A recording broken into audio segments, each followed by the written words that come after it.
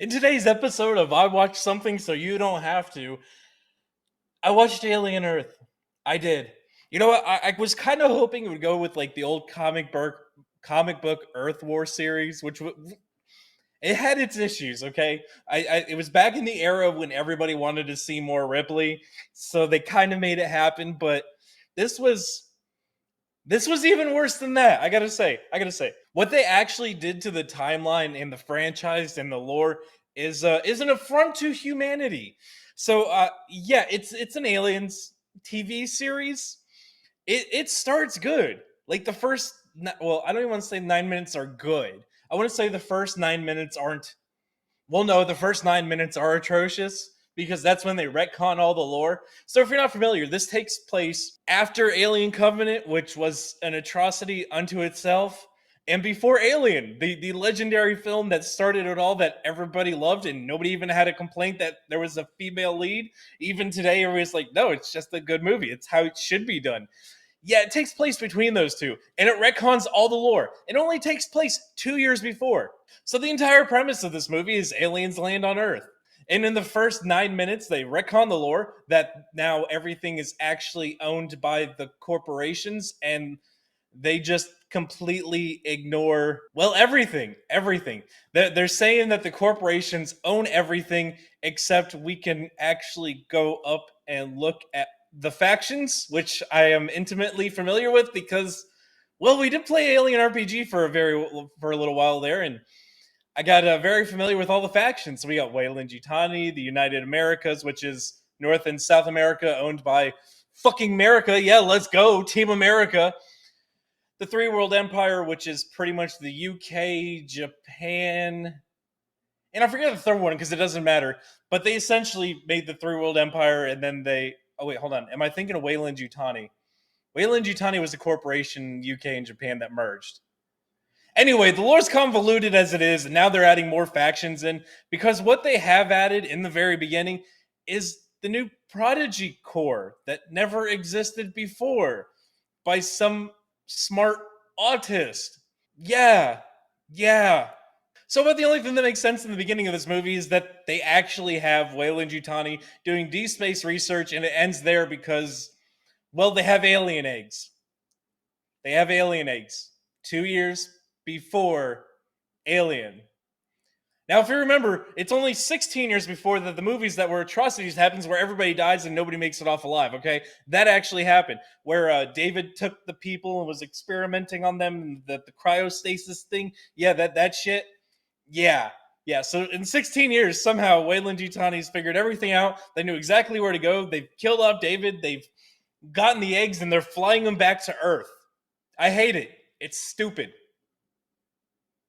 But anyway, the ship crash lands on Earth, and we find out that the Prodigy Corporation, that's never existed before, is experimenting with putting human brains in androids, making human android hybrids, I guess, with terminally ill children. So he's not doing it adult. He's taking like 10 and 12-year-olds, ripping their brain, well, not literally ripping their brains out, but ripping their consciousness out and putting it into androids. I'm pretty sure Weyland-Yutani would have stolen that Tekken off this dude because, well, yeah, you don't fuck with Weyland-Yutani. They fund literally everything. They have entire armies. And I'm not even going to get into the part where they absolutely massacred my boy, the pulse rifle, here by making it a shitty bullpup. That makes no sense.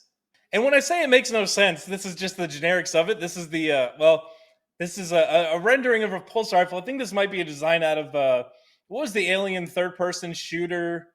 Fireteams. Fireteam was actually really good. The magazine goes where that O4 is, right? Well, the magazine, where it shoots out the ammunition. Thank you for somebody else having this screenshot. They put a Stare Og bullpup shit on the pulse rifle, and if you actually look where your index finger is, that's where the bolt is on the gun that actually cycles the ammunition in. So yeah, it makes no sense right off the gate because, well, that's just stupid. That's just stupid. But that's my gun nerd stuff there. So let's just hop back over to what we're talking about with this here.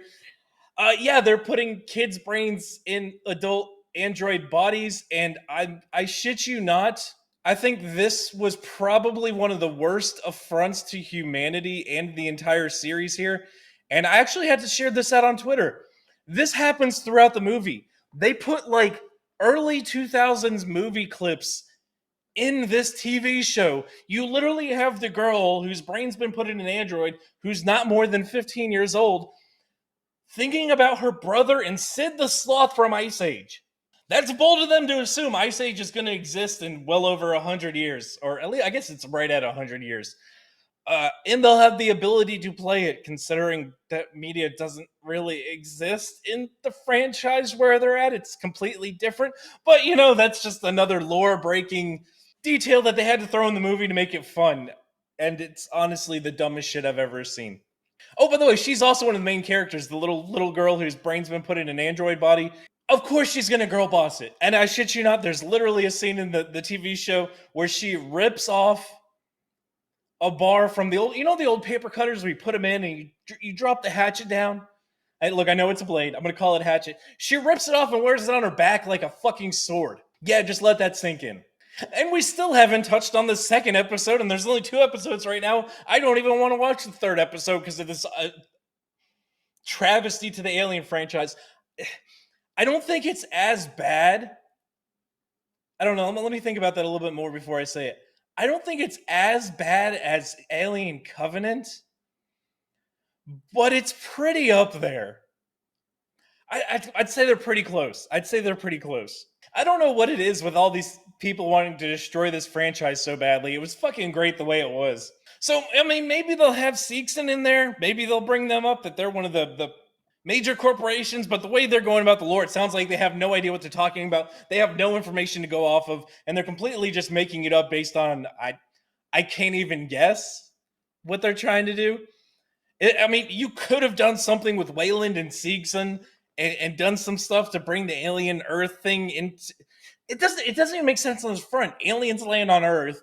This is obviously going to be an ongoing TV series. There's aliens with alien eggs on Earth, but somehow nobody knows that they exist for the rest of the entire franchise in terms of the timeline, except for Ripley and Weyland after she blew up the ship.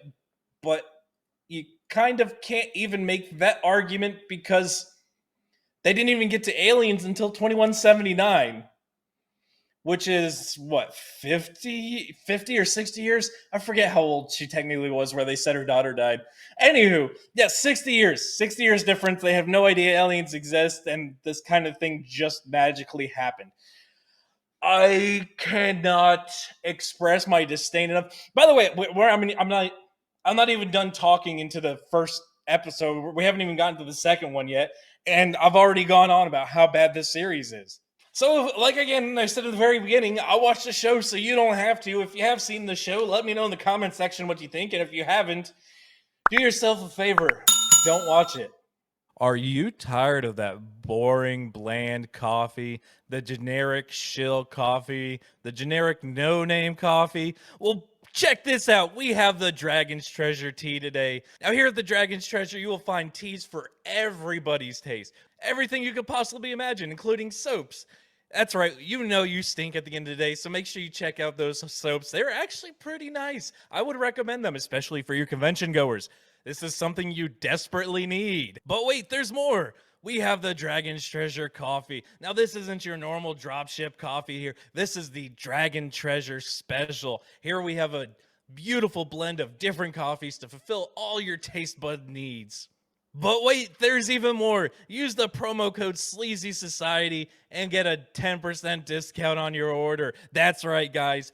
Be like me. Be a good Jew. Get a nice little discount while you're at it. Shop at the Dragon's Treasure. And did I mention that every bag of tea comes with a hot waifu sticker on it? Save those, collect them, trade them. I don't care what you do with them, but just buy the Dragon's Treasure tea.